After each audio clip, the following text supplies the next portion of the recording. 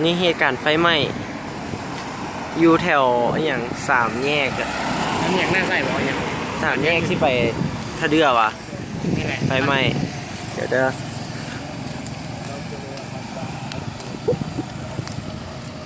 โอ้แดงหลายคนกำลังหุบเดี๋ยวไปหิบแรงข้ามทางก่อน ตอนผ่านแรกนี่ยังหนาต้องใจคนแบบไม่ดี เข้าไปได้ปะวะ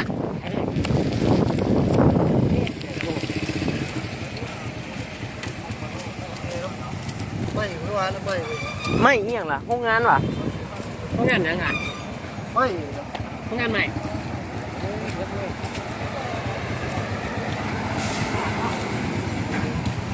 นั่นเลย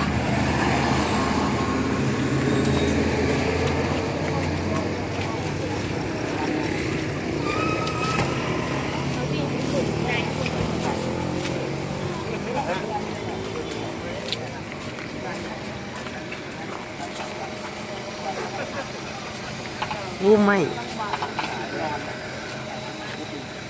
เข้าไป ห้องละ8ดิห้องเป็นแหวน ไม่เอี่ยงห้องงานวะ งานไม่ใหญ่โอ้โหก็ได้มันไปไม่ อืม ก็ต้นมาพี่ยังโบเห็นไหมป๊อปบัวไทยอยู่ไอ้ป๊อปลูกถึงแก่ เดี๋ยวนี้กำลังย่างเข้าไปสถานที่เกิดเหตุ ขัดเนาะ ทราบว่าเป็นโรงงานไหม้เนาะ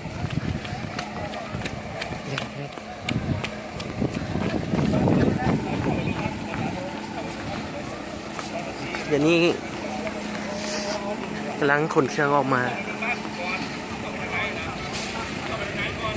โอ้โห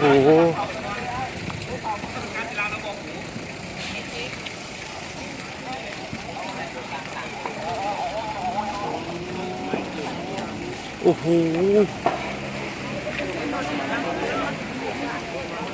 แดงเลย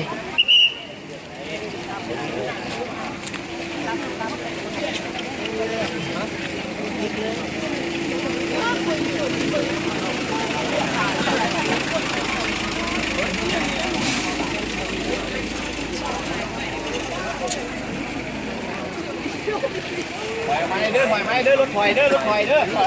แล้วบอกแม่นอกเลยเปลี่ยน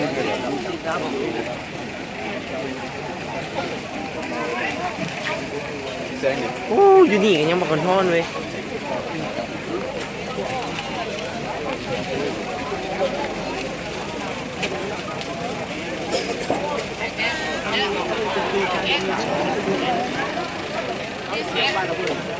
สุดท้ายจ่ายกันหลายคนใจจะให้มากๆมั่วๆจะกันไป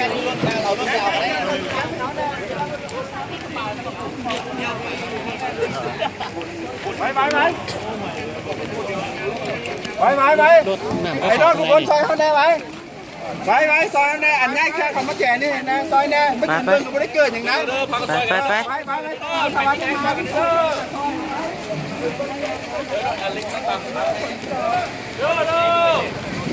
กินคนช่วยหามเครื่องมีเครื่องก็มาสมทบห้านคนเครื่องคนไหมถ่ายเก็บกลับไว้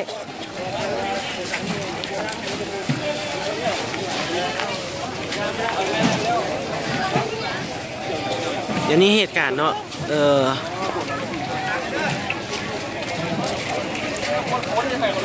โอ้หนาวไรเฮ้ยชัวขอซอยกันดิเอาเนี่ยมันง่ายก่อนตัดไฟแล้วเหรอ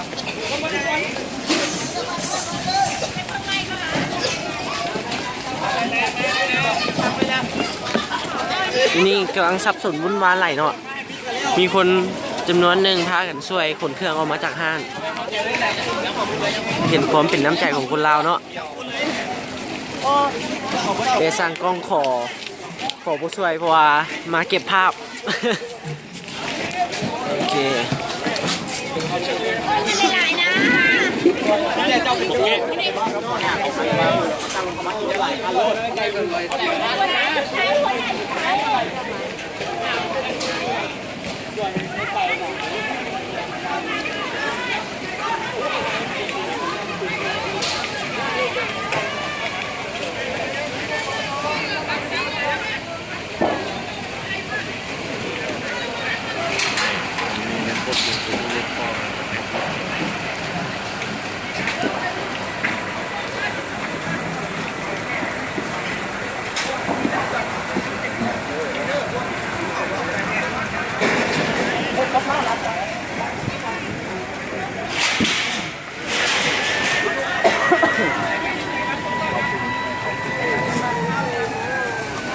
รถดับเพลิงกำลังมาอีกคันหนึ่ง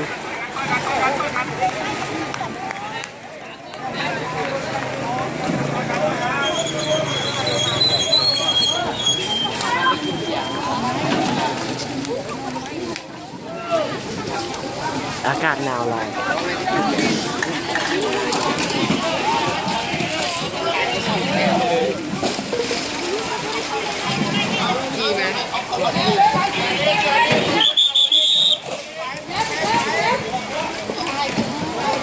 เอาย่อยไว้เนี่ย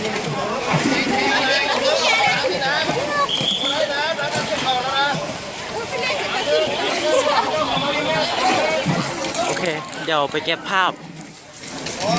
ห้านไข่เครื่องก็สร้างเนาะเดี๋ยวนี้คนกำลังชุลมุนเก็บเอาเครื่องออกมาคือว่า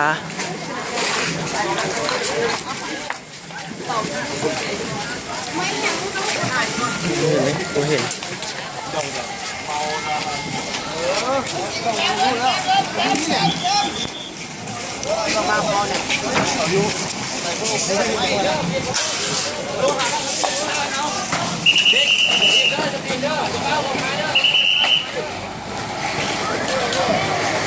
บังรถ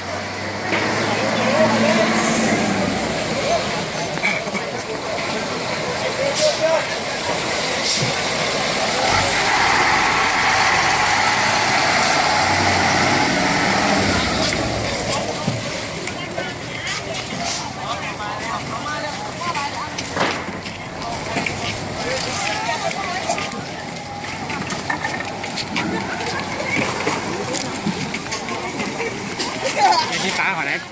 โอ้ย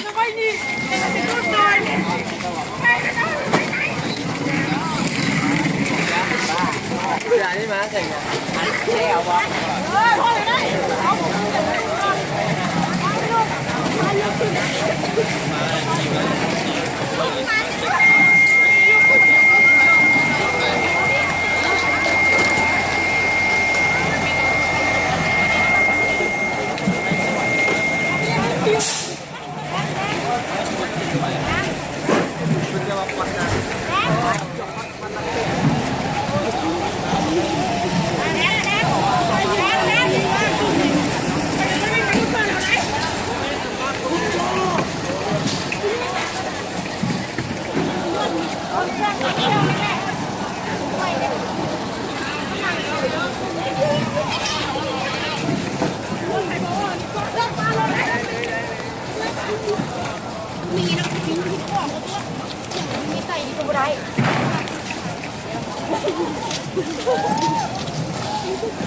ซอยแดง